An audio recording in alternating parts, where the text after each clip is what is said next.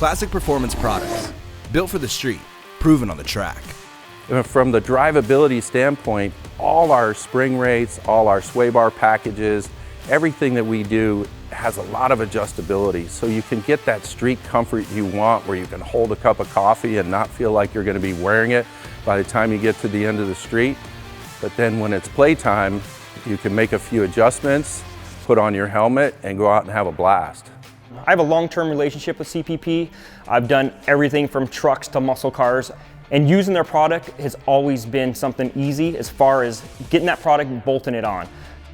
So I actually built a 68 C10, very similar to this one that started out as a long bed, and I used all CPP components on that as well. Trailing arms in the back, and their spring kit, and their shock kit, and their rear cross member. I also use their control arms up front, drop spindles, springs, shocks, their whole big brake kit in the rear as well, and it's bitchin'. It rides nice, it handles well, it stops like a new truck.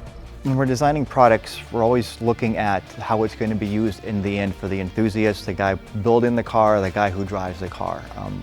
One of the things I'm always thinking about is driver confidence. I want to make sure it feels right when they're driving it.